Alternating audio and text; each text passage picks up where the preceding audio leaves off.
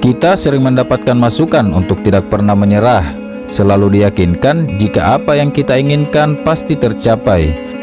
Atau orang terdekat kita sering memotivasi dengan semua mimpi-mimpi dan tujuan kita. Saya akan mengulas makna menyerah dari sudut pandang yang berbeda, sebuah perspektif yang mungkin berbeda dari kebanyakan orang.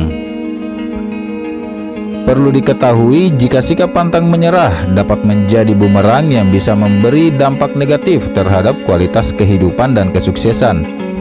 Tidak pernah menyerah adalah bentuk menyia-nyiakan energi.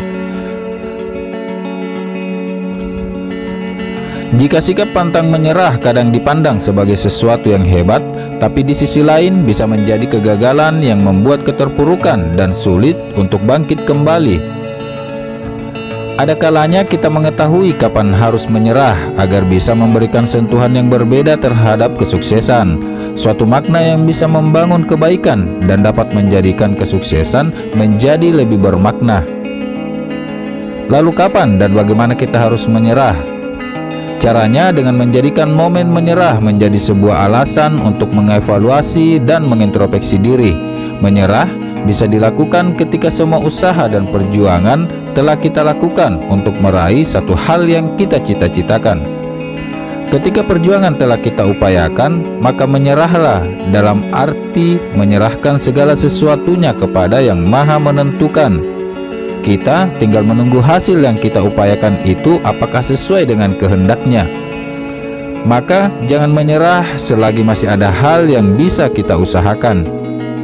Jadi tidak salah juga jika orang-orang terdekat kita kadang memberikan motivasi dan saran untuk tidak pantang menyerah. Karena memang kebanyakan orang terlalu dini untuk menyerah, padahal masih ada sesuatu yang bisa ia upayakan. Menyerah juga perlu dilakukan ketika menemukan ganjalan dalam memperjuangkan satu hal. Ganjalan dalam arti kita merasakan jika apa yang diperjuangkan tidak sesuai dengan kehendak Tuhan. Jika kita merasakan banyak rintangan dan masalah dalam memperjuangkan satu hal, cobalah untuk mengintrospeksi dan mengevaluasi diri terhadap apa yang kamu perjuangkan itu. Apakah yang kita perjuangkan sesuai dengan kehendak Tuhan? Apakah yang kita perjuangkan adalah sesuatu yang baik untuk diri kita? Apakah yang kita perjuangkan akan memberi manfaat untuk orang banyak atau malah merugikan orang lain? Orang yang sombong adalah ketika seseorang telah menemukan banyak kegagalan dan banyak ganjalan dalam masalah yang ia hadapi untuk mendapatkan apa yang ia inginkan, namun mereka masih bersikeras untuk mendapatkannya. Alih-alih bukan impiannya yang ia dapatkan, tetapi energinya yang terkuras habis serta kegagalan yang menyakitkan. Maka dari itu, jika kamu telah melakukan usaha yang maksimal dan evaluasi dan merasakan cita-cita yang kamu harapkan justru memberi kerugian atau keburukan untuk dirimu dan orang lain, atau apa yang diusahakan akan membuat kita jauh dari Tuhan, bisa jadi apa yang kita cita-citakan itu tidak dikehendaki olehnya. Lalu, mengapa harus terus diusahakan? Untuk apa kita terus berusaha meraihnya? Bukankah sebaiknya energi yang kita gunakan untuk hal-hal yang lebih bermakna dan bermanfaat?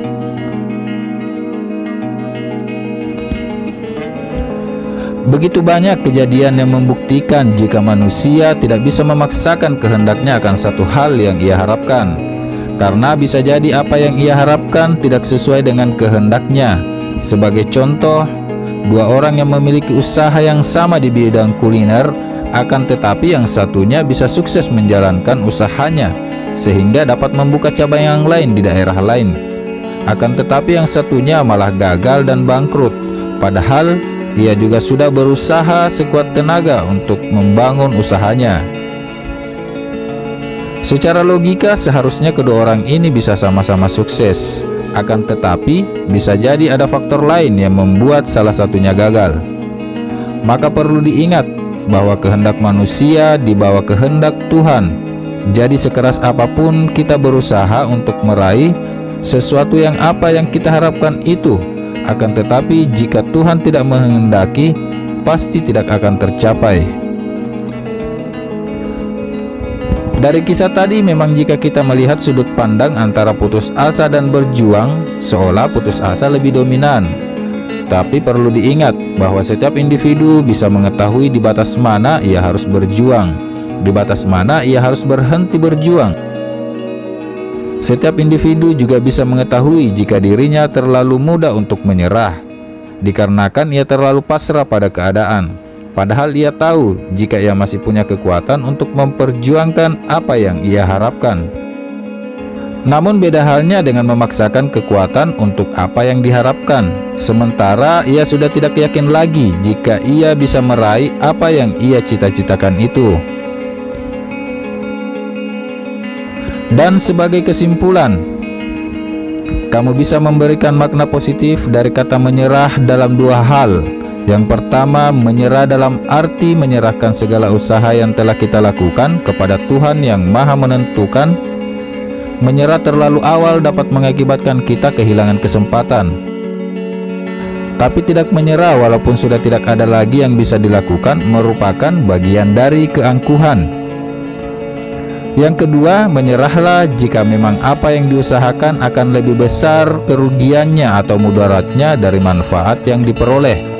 Karena bisa jadi masalah dan rintangan yang diperoleh ketika memperjuangkan apa yang kita cita-citakan itu adalah tanda jika yang diharapkan tidak dikehendaki oleh Tuhan. Ketika tanda harus menyerah sudah jelas di depan mata, maka menyerahlah. Karena menyerah bukan berarti kalah. Menyerah untuk sesuatu yang lebih bermakna ke depannya jauh lebih baik. Menyerah untuk mempersiapkan energi baru untuk harapan baru tentu jauh lebih baik ketimbang jatuh dalam kegagalan yang lebih dalam dan tidak bisa bangkit lagi. Pada akhirnya tetaplah menempatkan Tuhan pada posisi tertinggi atas apa yang kita usahakan. Terima kasih telah menonton video ini, semoga bermanfaat. Sampai jumpa di video kami berikutnya.